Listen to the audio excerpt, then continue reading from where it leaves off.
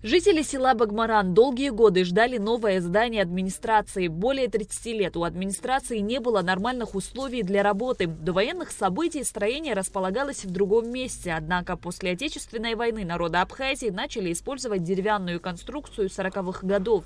Объект полностью не соответствовал требованиям. Теперь, благодаря проделанной работе, условия изменились. Старое здание ликвидировано, построено новое. У входа были представлены снимки всех этапов строительства.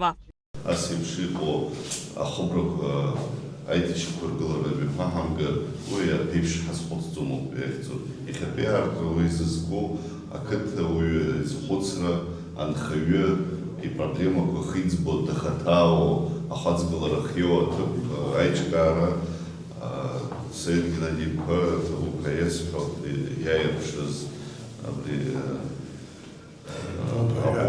абугара хампада авасемши ваката абницкавай дискало ава хейчу ава арпемши хырдзбо тапка цлату при выцесчершу укаес пхедзо. Новое здание состоит из зала для конференций, где жители смогут собираться и обсуждать насущные проблемы, кабинетов для бухгалтера и секретаря, приемной, а также подсобных и уборных помещений. В селе проживает около 250 человек, насчитывается более 70 дворов. Возвели здание, сделали крышу. В последующем уже будет со стороны администрации села Багмаран это приведение в порядок прилегающей территории, оснащение мебелью. Надеюсь, что жителям села Багмаран очень понравилось, и всем, кто будет приходить, будут довольны. Работы выполнены за счет средств администрации района. Сметная стоимость проекта 7 миллионов 350 тысяч рублей. После обращения главы этого села к Харазе Саиду Геннадьевичу о просьбе, и также жители просили администрацию для комфортного прихода в администрацию, чтобы они могли спокойно совершать свои работы, выдавать нужные документы. Мы приступили к сменной документации, сделали смету, в последующем ее утвердили.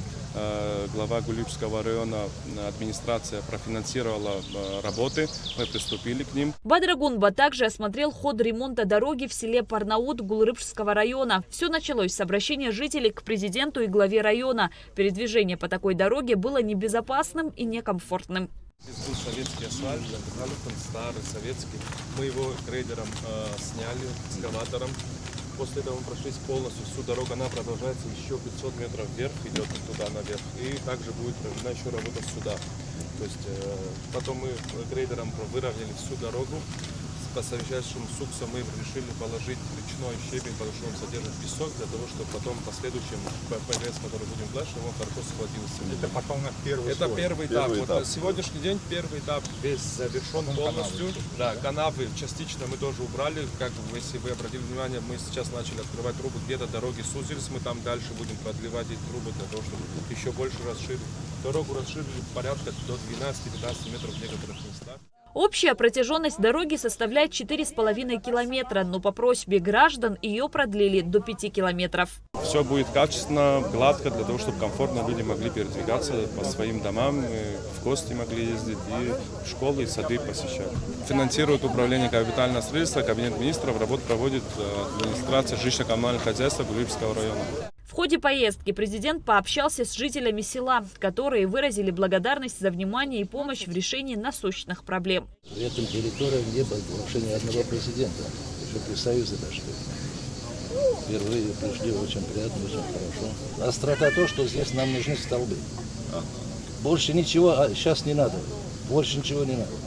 Трансформаторы есть, вода есть, водоснабжение нормально, все есть, дорога есть. Правильно, совершенно говорите, просто здесь есть сложность. Мы об этой сложности уже с электриками обсуждали, говорили, не во всех местах возможно проехать и установить столбы. Вас обнапоированы, техника снизу.